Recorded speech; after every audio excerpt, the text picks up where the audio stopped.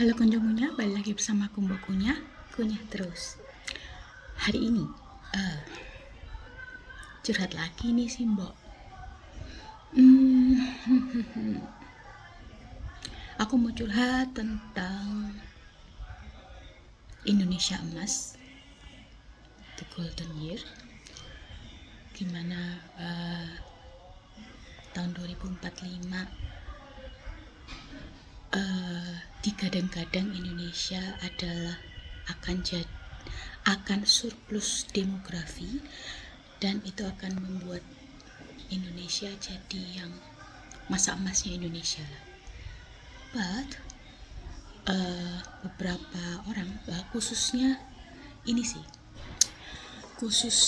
para komika, karena kan aku nih doyan banget nontonin YouTube stand up comedy. Nah, khususnya para komika, ada beberapa, kalau kalian juga nonton stand up comedy pasti tahu namanya Gilang Baskara.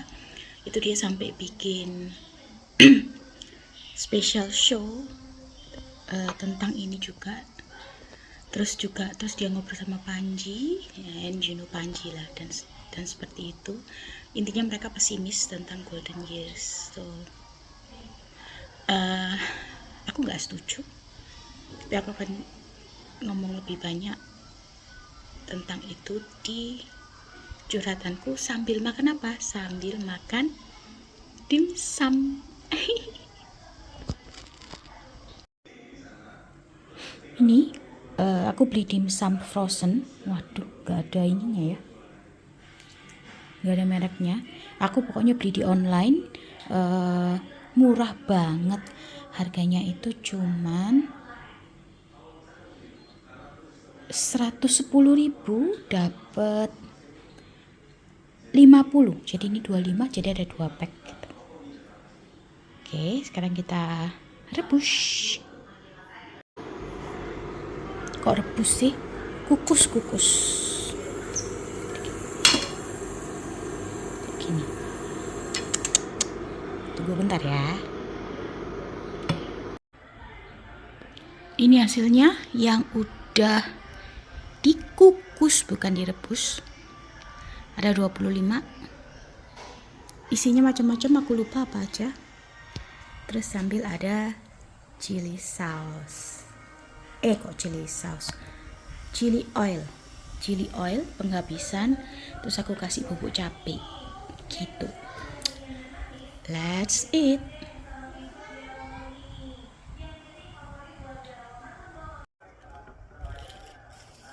Waduh, muka aku kepotong, gak apa-apa ya. Oke, let's eat. Sebelum makan kita aduk-aduk.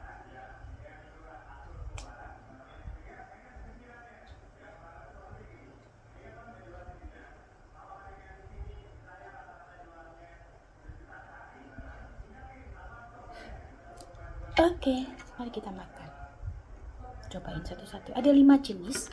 Per jenisnya ada 5 gitu. Kita coba yang paling atas dulu. Jatuh. Mana sih?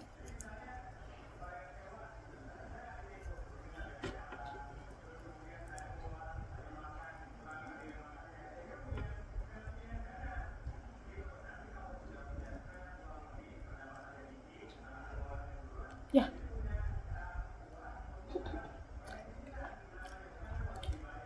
Ini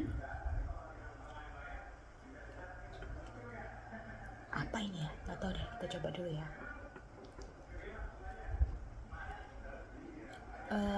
Dimsumnya ini aku dapat referensinya dari temen, belinya di online. Dari Bandung. Lumayan sih, aku udah nyoba, enak banget, makanya aku langsung beli. Dan murah banget kan, kalau 110 aja berarti isi 50, berarti pergininya cuma 2.200. Sementara kalau kita beli di toko-toko dimsum ya 15.000 cuma dapat 3 gitu ya kira-kira ya.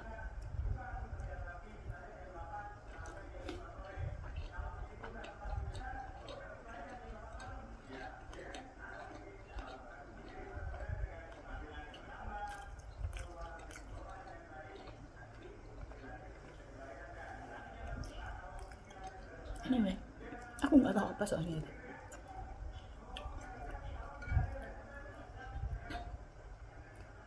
Saya coba satu lagi. Ini bakal tak coba tanpa chili sauce.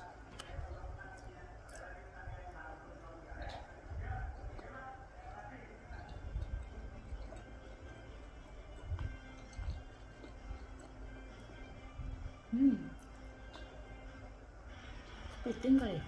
Ada kepitingnya. Yang pasti semuanya ayam sih. Temen ini udang ya, ayam udang satu. No pork kali ini, halal. Oke, ini ngomong ya. Enak banget. Dagingnya itu kerasa banget. Bahkan yang aku makan ini barusan ini, yang ini. Jadi dagingnya itu kerasa apa namanya, serat-seratnya gitu, bukan yang halus banget gitu. Kita cobain ini setahuku ini nori ya.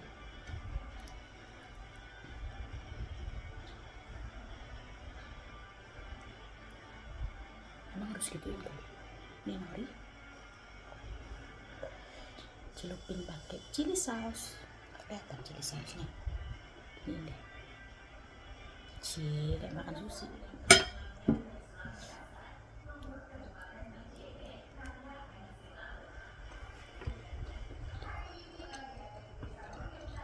Nah, 1.200 banget.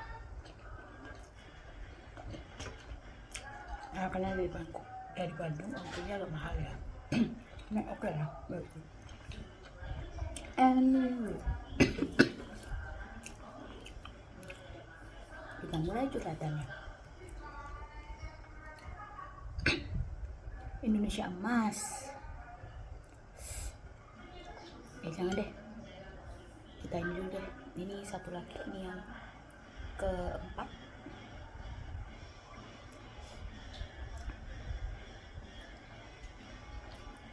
Harusnya ada yang keju.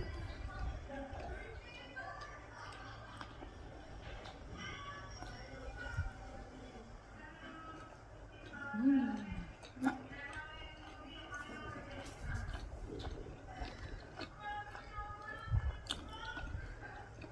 Yang terakhir ini.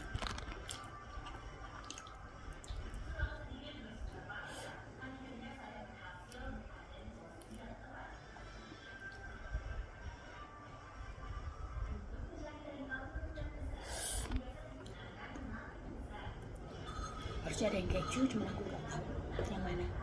Pokoknya makan aja deh.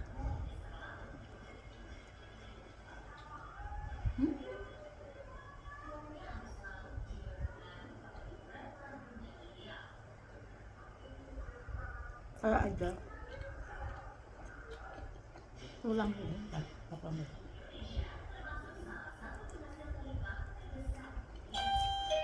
Iya, kayak ada ulang. Entahlah. Oke, sampai paling enak yang ini. Yang ini. Yang ini ada rasa udang, jadi lebih gurih gitu guys.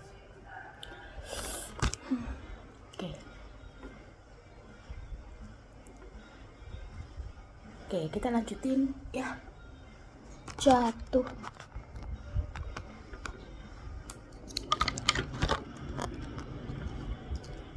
Aman? Jangan jatuh dong. Ini setnya agak beda, jadi natanya agak susah teman-teman. Oke. Seperti yang kalian tahu, aku tadi udah bilang tentang Indonesia emas tahun 2045 teman-teman. So itu kira-kira 20 tahun lagi, 21 tahun lagi. Oke. Buat yang belum tahu, ya aku itu bahwa pada saat itu Indonesia akan surplus demografi. Jadi karena kan pertumbuhan penduduk kita sangat pesat gitu ya, orang masih suka berkembang biak, beranak, sangat berbeda dengan negara-negara maju di Jerman misalnya atau di Jepang. Bahkan di Jepang atau di Korea itu mereka sangat nggak mau nikah apalagi punya anak gitu, sehingga akhirnya kayak Jepang itu mereka lagi penurunan, which is itu sebenarnya sangat natural. Setiap segala sesuatu pasti ada titik puncaknya, kemudian dia akan menurun gitu ya. Nah, diprediksi tahun 2045 Indonesia akan mengalami masa puncak itu dengan demografis gini banyak gitu ya. And thankfully satu lagi mungkin karena somehow di Indonesia itu budayanya itu masih amat sangat peduli dengan pendidikan, amat sangat berbeda dengan di negara-negara Eropa atau Amerika. Kita bisa lihat bahwa bahkan mereka itu kuliah itu di gratisin teman-teman, tapi banyak yang masih nggak mau kuliah gitu, penduduknya nggak mau kuliah, makanya mereka banyak kasih beasiswa buat mahasiswa asing untuk biar bisa kuliah di tempatnya mereka, di universitinya mereka, literally kayak gitu. Sementara kayak di Indonesia ini budaya bahwa kita harus berpendidikan tinggi, kayaknya SMA itu kurang cukup gitu ya. Pendidikan wajib kita kan 12 tahun, tapi kebanyakan orang berkuliah gitu ya. Kalau mereka punya duit pasti berkuliah gitu. Biasanya orang-orang yang tidak berkuliah itu sebagian besar alasannya adalah karena faktor ekonomi, bukan karena emang nggak mau kuliah gitu ya. Ada sih yang nggak mau kuliah, tapi umumnya jarang gitu.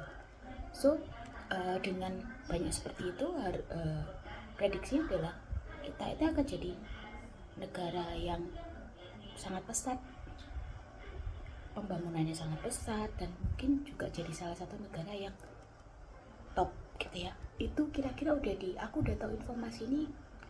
Ini bukan sesuatu yang baru, mungkin lebih dari 5 tahun yang lalu aku udah tahu gitu ya, udah tahu tentang ini. Pada saat itu aku perbaikin, bahkan sampai sekarang aku tuh sebenarnya masih sangat optimis bahwa itu bisa terjadi teman-teman. 2045 it means generasinya siapa ya? It means Gen Z yang sekarang biasanya umumnya umur 20-25 ya, 20-25 30 itu sudah umur 40 ke atas, berarti mereka sudah mapan. Hopefully mereka nih yang bangun gitu. Hopefully sebenarnya para Gen Z ini yang akan jadi motor penggerak terutama untuk Indonesia emas ini, diikuti dengan si generasi Alpha. Bukan generasiku men, aku 20 tahun lagi, 19 tahun lagi, 20 tahun 2045 umurku itu 65 tahun. Aku bahkan udah pensiun. Bukan generasiku, bukan generasi milenial. Panji Pragiwaksono itu sama aku, 1 tahun di atasku kalau nggak salah.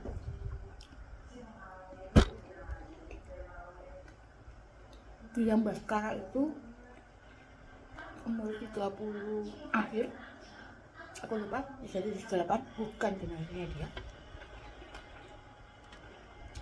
bukan generasi milenial yang umurnya 35 ke atas, bukan.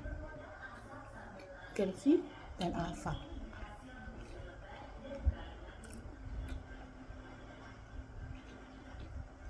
Aku masih optimis teman-teman. Tapi kenapa 2 orang skate night komedi itu, aku paham kenapa mereka pesimis gitu ya. Mereka pesimis, bahkan si Gilang Baskara itu akan bikin show dengan judul 2450.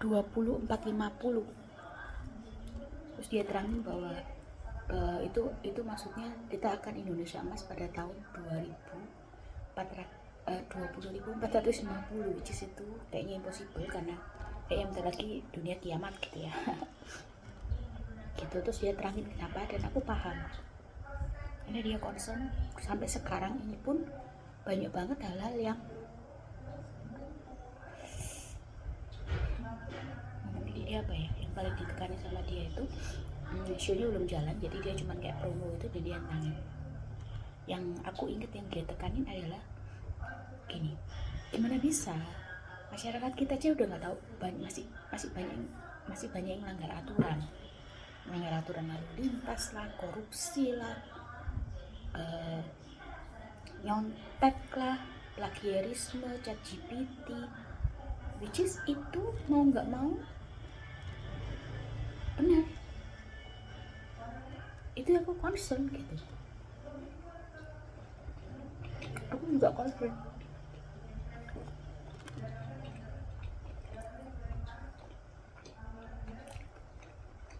Lebih concern lagi adalah karena nggak cuma masalah itu.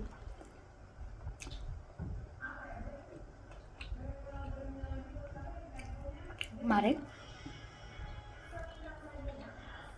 nggak kemarin sih, banyak kejadian lah tentang moral, teman-teman. Aku tidak menyalahkan gengsi, karena pelakunya bukan gengsi, pelakunya adalah orang-orang tua, mungkin seumuranku, mungkin yang di bawahku, yang millennials. Korbannya adalah gengsi. Apa sih? Pemerkosaan. Berapa banyak kasus pemerkosaan, dan yang bikin sesek adalah pemerkosaannya itu,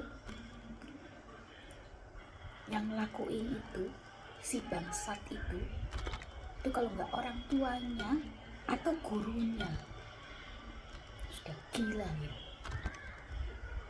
Tahu nggak betapa anak kecil itu sangat look up to their parents and their teachers. Tapi ternyata mereka bukannya malah memberi contoh yang baik, tapi mereka malah merusak moralnya. Tapi kan itu, mereka kan korbannya, bukan pelakunya. Yes, tapi ketika dia jadi korban, mentalnya juga rusak. Coba cek berapa banyak pelaku-pelaku kekerasan seksual, kalau ditelusurin awalnya dari trauma masa kecil. Kenapa? Dia mungkin pernah diperkosa waktu masa kecilnya, atau mengalami trauma-trauma berikut yang lainnya, akhirnya mereka jadi seperti itu, dan akhirnya mereka jadi pelaku, melakukan ke yang lain. Korbannya akan jadi pelaku juga, teman-teman. Nggak cuma itu, kemarin yang aku dengar di Deddy Corbuzier, yang aku sampai ini mau jadi apa, ada panti asuhan buat cowok.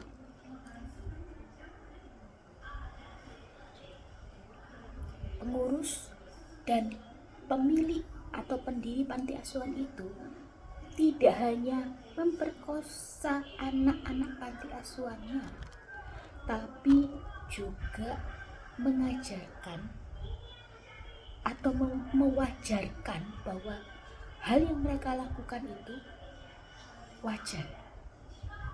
Bahkan mereka melakukannya dengan dalil agama. For Christ's sake. Dan aku nggak ngomong ini berarti agama itu jelek ya. Di agamaku pun banyak, paling gak yang aku dengar,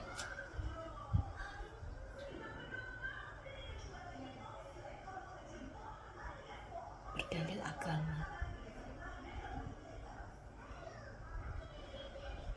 Aku nggak kontra LGBT, aku nggak pro LGBT. Kalau kamu mau jadi LGBT, it's your problem. Tapi ketika kamu mengajarkan ke anak-anak kecil ini bahwa itu adalah hal yang wajar, dan kamu memperkosa, ada yang dimoles, So bedanya rape and molest, kalau rape itu dipaksa, kalau molest itu dirayu, itu bedanya. So some of these children itu di rape, dipaksa.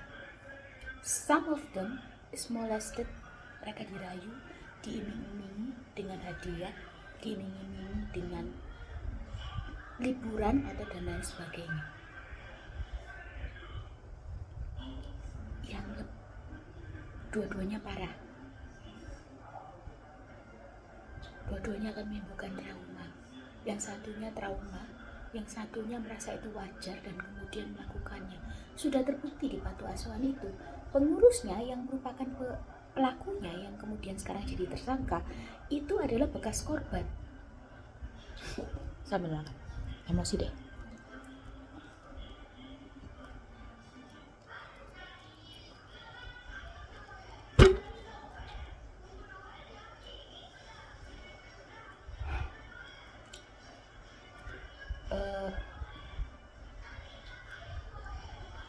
Jadi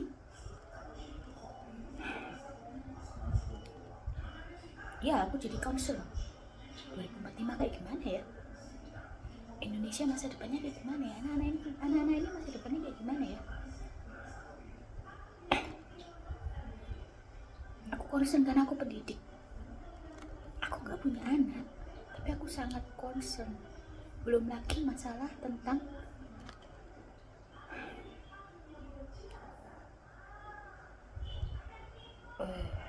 what is it, nasionalisme.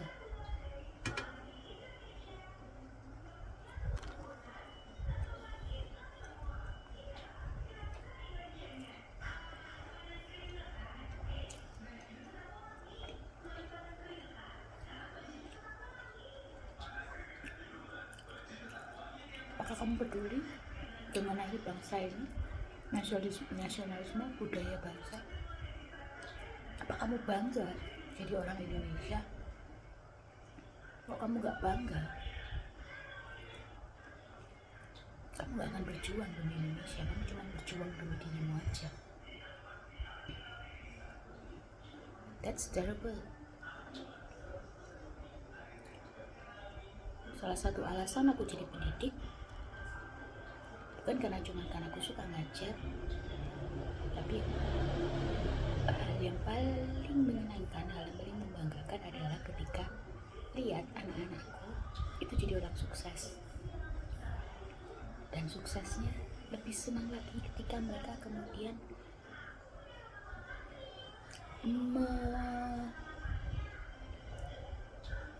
mengembalikan kesuksesan mereka itu nggak buat aku tapi buat negara.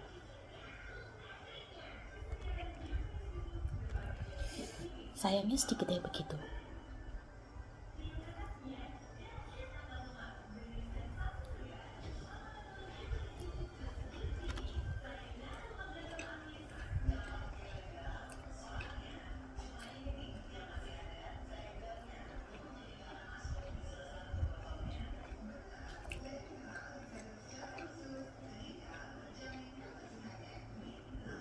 Nggak harus jadi tentara, nggak harus jadi polisi untuk bela negara. We can be anyone. Kita bisa jadi siapa aja, jadi profesi apa aja untuk bela negara.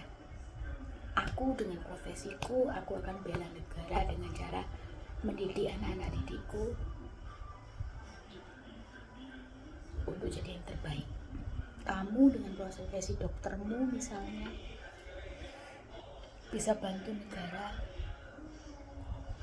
meningkatkan kesehatan masyarakat. Iya, kamu guru, kamu dosen, aku ini apa? Aku ini juga cuman karyawan biasa. Kamu dengan profesimu, kamu karyawan apa? Admin kasir Indomaret, bisa bela negara. Lakukan profesimu dengan sebaik-baiknya.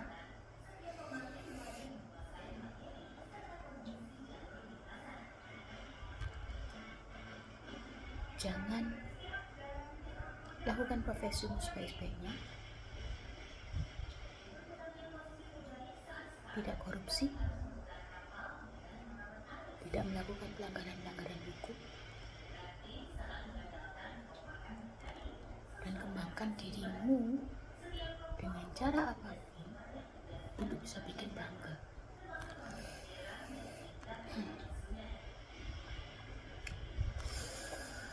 Oke, aku ngantuk.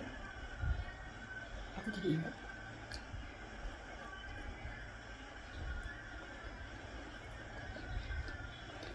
Tujuan utamaku yang sebagai dosen, aku punya segmen namanya Indonesia Hebat. Aku mulai sekitar tahun lalu.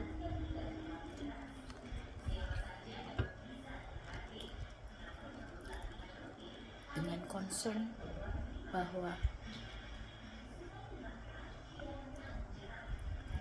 ya itu caraku untuk bela negara.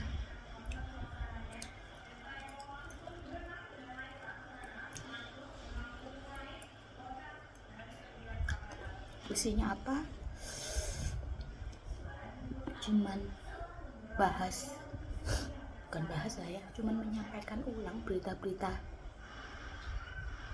yang bikin kita bangga tentang Indonesia. Ada orang Indonesia menang lomba apa internasional, mungkin ada film-film Indonesia yang go internasional, atlet Indonesia yang juara apapun lah yang bisa bikin kita bangga, yang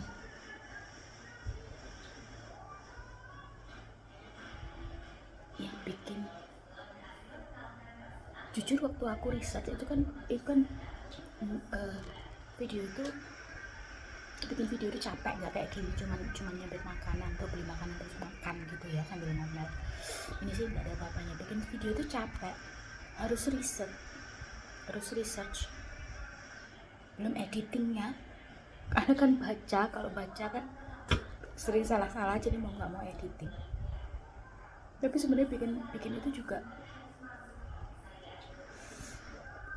setiap kali aku research dan tahu prestasi Indonesia, hal-hal yang Indonesia itu hebat, bangga loh. Dan rasa bangga itu menyebabkan kecintaanku terhadap Indonesia semakin gede.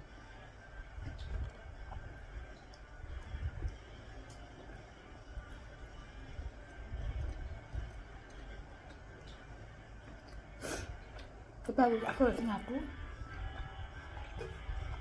segmen itu hiatus udah 6 bulan karena aku nggak sempet, lebih tepatnya aku nggak sempet ngedit, karena aku ngedit sendiri. Ya apa yang lihat cuma 23, 30, paling banyak 50, 69. Tapi banyak anakku makan gini padahal isinya bagus.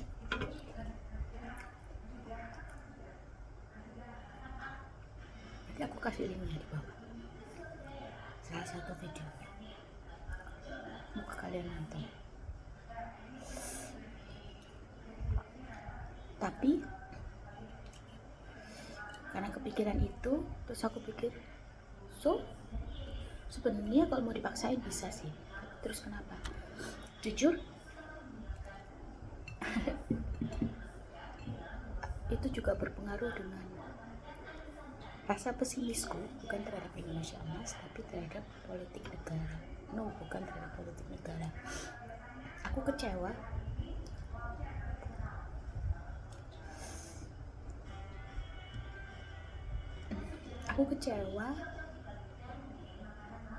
karena ya udah gitu, hukum ini gampang banget ya dimainin untuk sesuatu, untuk kalau orangnya berkuasa. If you get what I mean. So, aku kecewa banget dengan itu. Aku pesimis banget.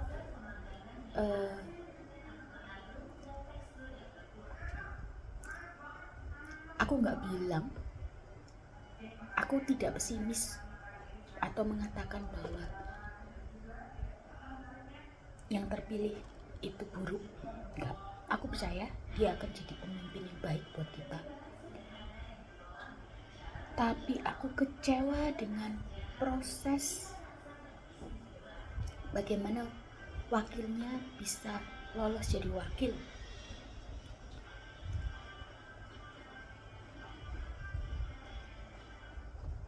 I'm still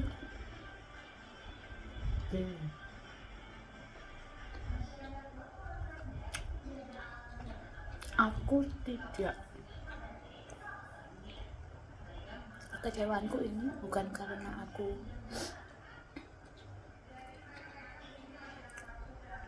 pendukung salah satu paslon. Jujur, tiga-tiganya nggak ada yang benar.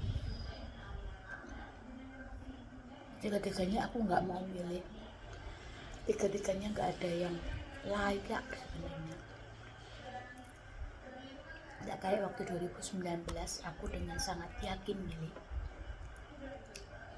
Tahun ini, awal tahun ini aku milih melihat elektabilitas yang paling rendah yang aku pilih, teman-teman. Karena kalau aku nggak milih, bisa aja suaraku nanti diambil sama orang. Aku nggak tahu. So aku milih, tapi aku memilih yang elektabilitasnya yang paling rendah. That's it. Karena aku merasa tiga-tiganya they're not good enough to have my support actually. Dan karena begitu, jadi sebenarnya siapa aja yang menang sebenarnya aku tetap aja gitu ya. Cuman ya karena mungkin dari situ terus kemudian aku jadi males, ngapain aku bikin kayak gini ya. Dan itu aja, karena itu juga aku kecewa banget sama yang sekarang. Aku banget sama dia, jujur.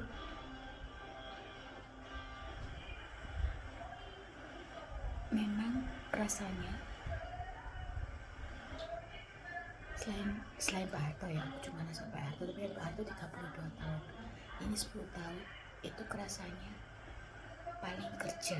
Memang aku nggak pungkirin, tapi aku kecewa banget dengan cara dia landingnya dia, cara dia mendarat, cara dia menyelesaikan pekerjaannya ini dengan mewariskan ke anaknya. Aku kecewa banget.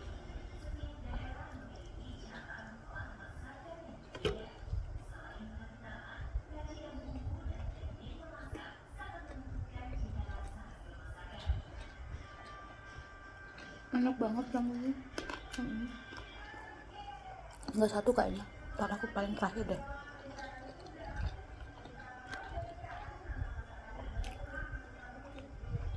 Anyway, ketika aku mikir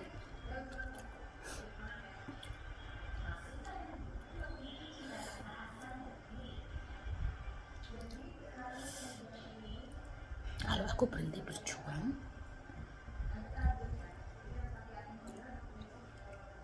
kalau aku berhenti berusaha,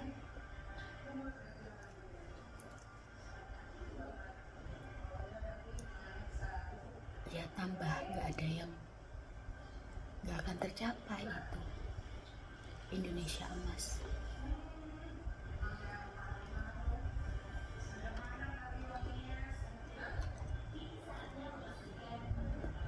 Dan jadi salah satu penyebab kegagalannya karena aku nggak berusaha.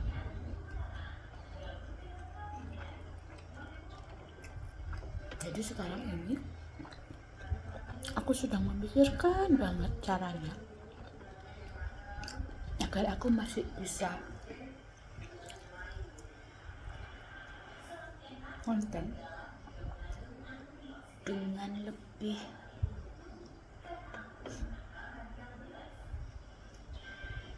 mudah Jadi kayak gini, ini kan ini nggak ada editing ya, ini literally cuman nyambungin video, no edit gitu.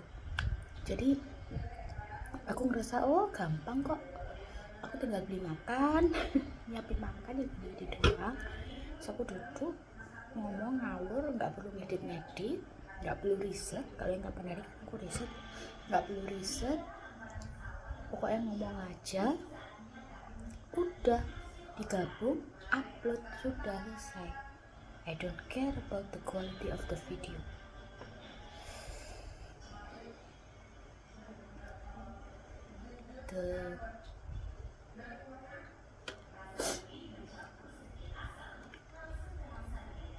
Aku jangan berusaha banget, aku jangan memikirkan gimana caranya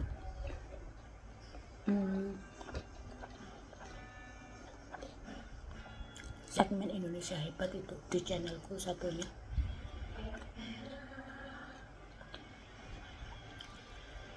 akan lanjut. Udah riset sih, cuman aku lagi mikir cara ngambil videonya gimana ya, nggak banyak ngedit, ataupun kalaupun ngeditnya nggak susah gitu.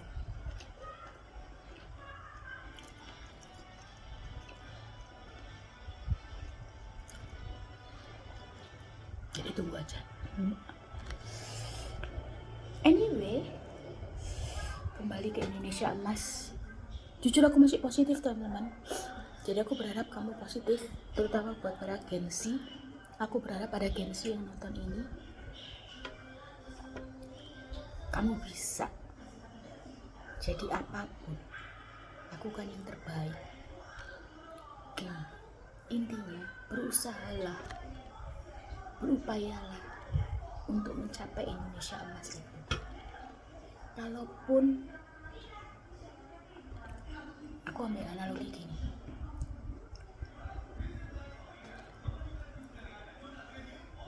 menurutmu di badan kita ini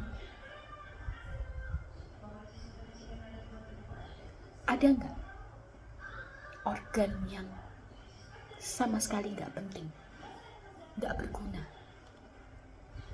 Nggak ada, nggak apa-apa.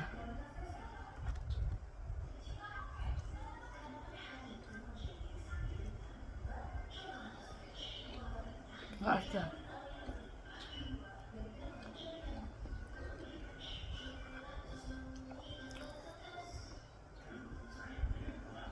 Rambut kita merodol, itu akan tumbuh lagi. Jadi selnya masih kerja. Kulit kita melodoki, itu karena memang kulit mati, dia akan tumbuh lagi. Tapi nggak ada satu pun bagian dari tubuh kita yang tidak penting. Beneran nggak ada. Satu bagian kecil aja dari badan kita itu sakit atau tidak bekerja dengan semestinya, efeknya kemana-mana.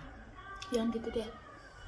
Otak kita itu terdiri dari 8,6 juta sel otak, sebutannya neuron.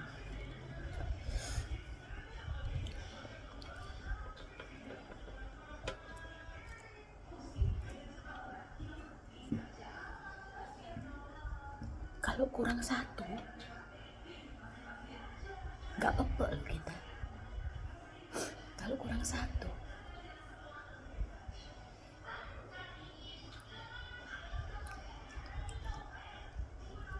nggak bisa bekerja dengan baik. Pernah nggak dengar kalau orang melakukan sesuatu hal gila, aneh, atau orang-orang lazim menyebut, mengatai orang gila dengan oh otaknya kurang sak ceduk, itu artinya otaknya kurang satu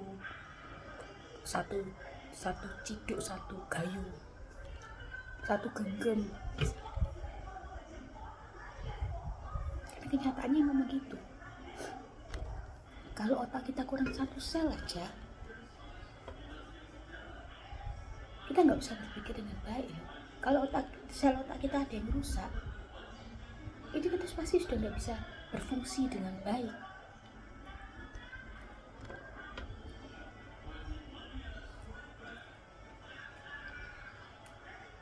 Para psikopat, pelaku kekerasan seksual, itu otaknya rusak. Para pemburu,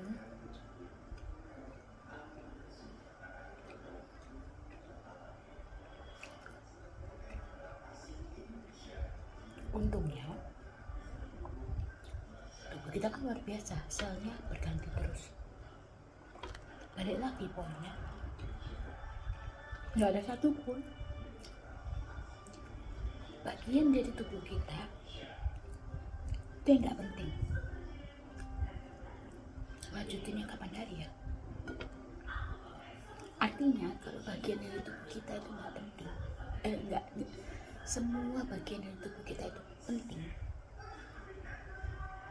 berarti kita itu juga penting di dunia ini. Balik lagi minggu lalu, jadi jangan pernah merasa kamu tidak penting. You are significant. Jangan buat dirimu tidak signifikan. Jujur, aku paling merasa sedih, depres kalau aku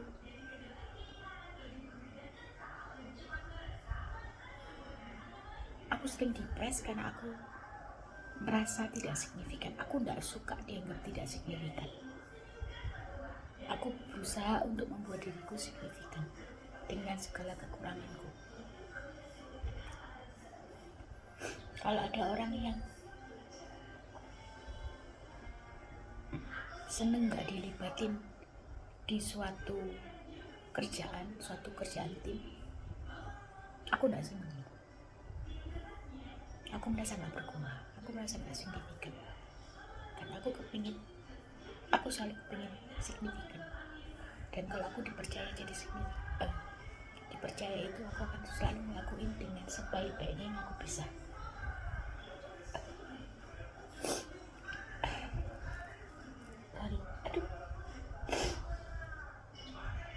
Aduh, gawat. Mataku nak capek. Oke.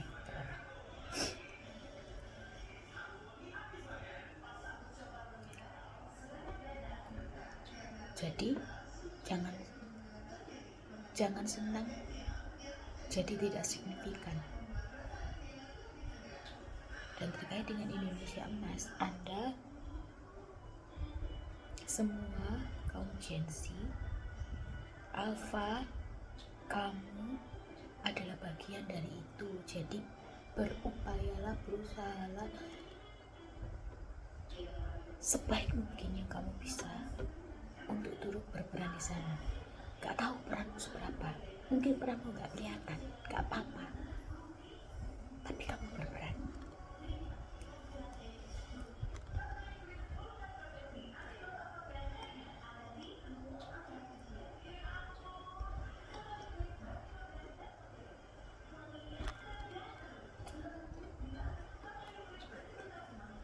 Kalau kamu sudah melakukan yang terbaik yang kamu bisa, kamu berperan. Walaupun gak kelihatan, gak apa-apa.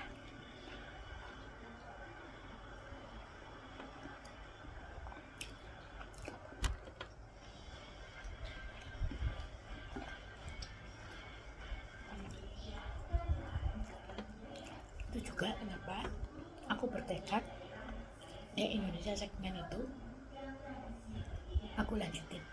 Mau yang nonton cuma 20, 30, 50 enggak apa-apa, aku enggak peduli.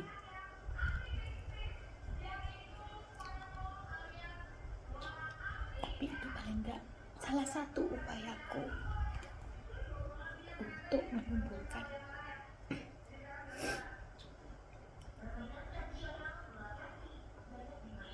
rasa cinta ke Indonesia.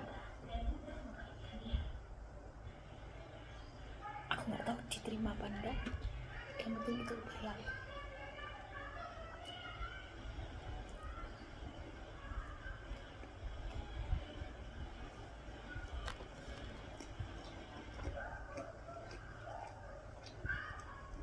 sambalnya habis. Dan millennials, baby boomers, kalian yang tua-tua, tolong ya, jangan rusak generasi ini.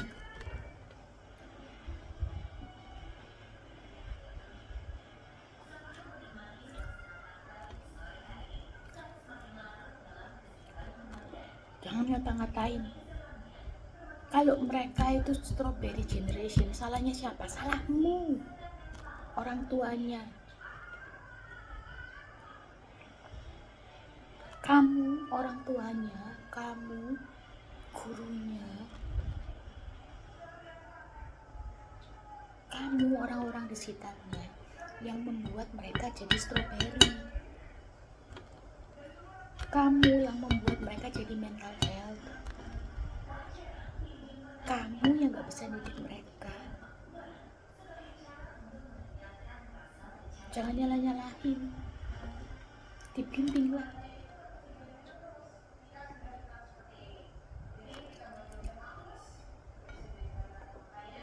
Jangan cuma pesimis. Gimana lah caranya? Gampang orang cuma pesimis.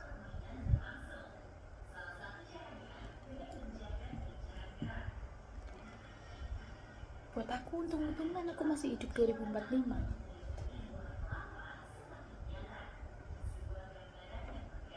Tapi kan Indonesia emas tuh nggak buat aku.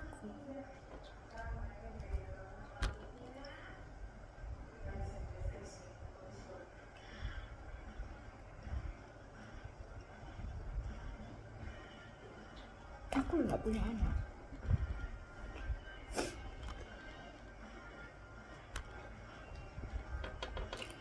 Jadi Indonesia emas itu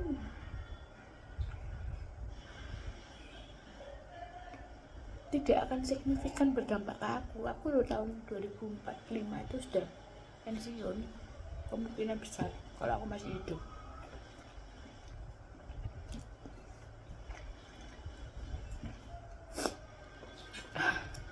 Dan aku gak punya anak.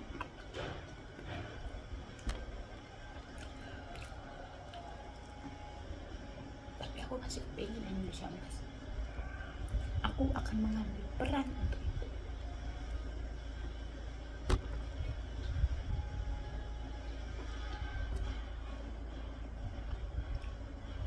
Ini judulnya apa sih? Tinggal 4. Semangat, tinggal 4.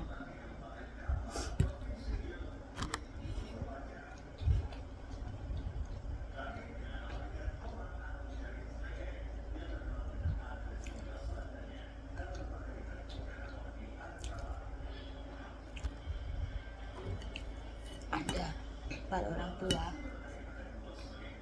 kalau nggak bisa mendidik, jangan merusak.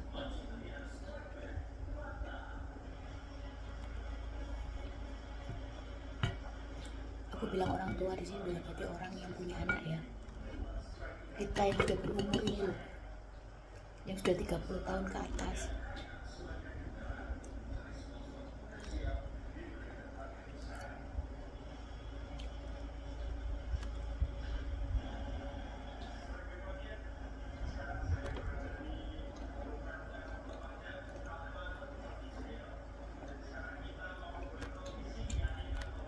Semangat Jensi.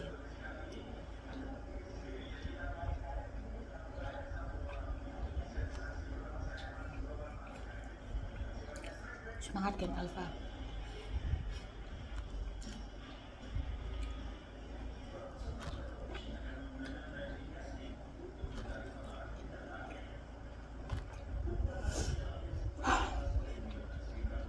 Oh ya,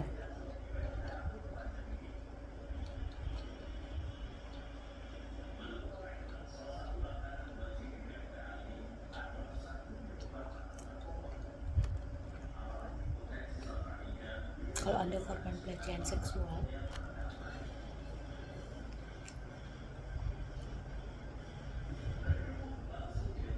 please get yourself healed. mentally.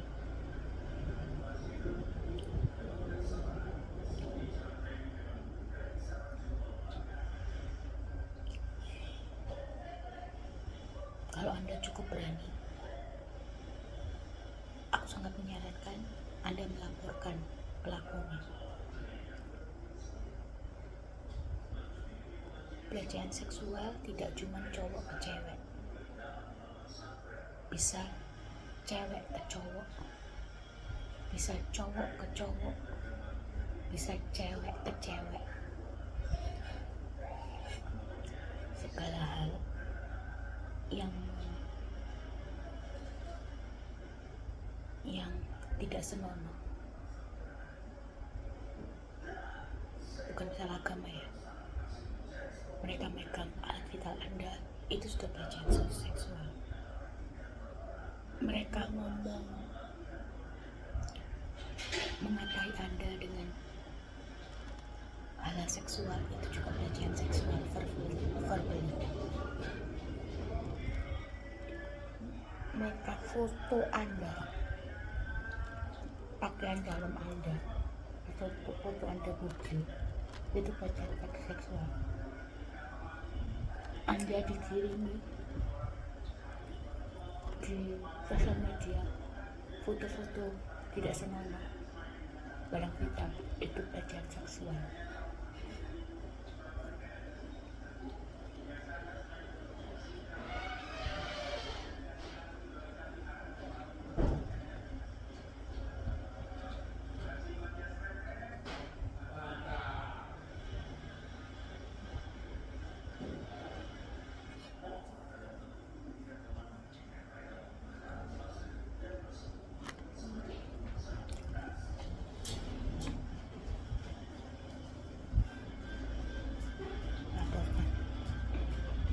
Jangan diam.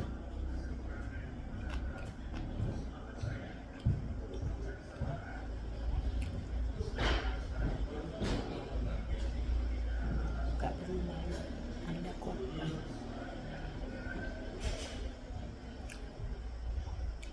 Dan Anda yang menganggap korban itu menunjukkan bangsat kalian.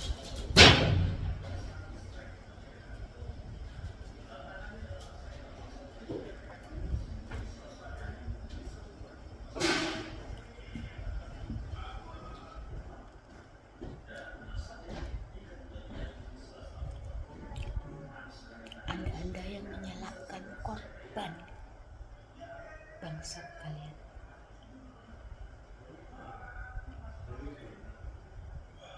Gak peduli gimana cara dia berpakaian, cara dia berperilaku,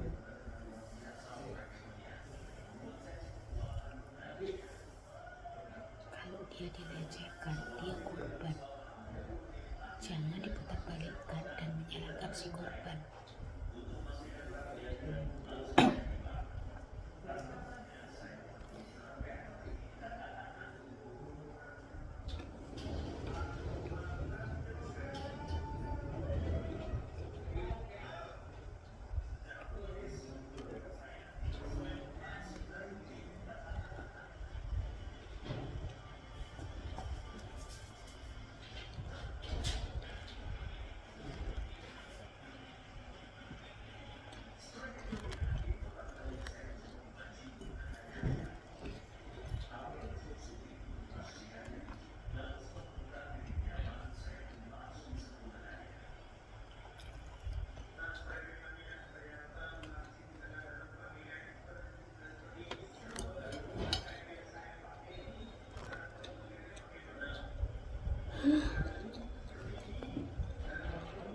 Kenyang banget, ini sudah gak bisa masuk, kayaknya nggak bisa deh. 24 totalnya. Kan 25, nggak kuat aku 25. Ini yang ke 24 ini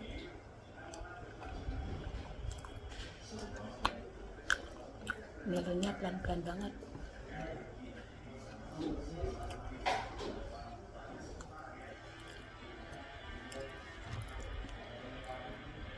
Anyway, itu curhatanku siang ini. sambil makan dimsum 24, ini ke 25. Nggak kuat, nanti siangannya aku makan. Terima kasih udah dengerin curhatanku sambil makan dimsum. Untung nggak 50 ya, tadinya aku mau 2 pak, aku tuh mau tak kukus semua. Untung aku tahu diri, ternyata 24 aja udah dari 20 tadi enggak. Tadi masih 15, masih oke lah. Jadi 20 udah rasanya udah. Mungkin karena chili oilnya juga udah habis, jadi rasanya mulai blenger di lidah. Terima kasih untuk curhatanku teman-teman. Tetap optimis untuk Indonesia emas. Pasti bisa, yuk usaha bareng. Sampai ketemu di konten bokunya berikutnya. Jangan lupa untuk selalu kunyah terus.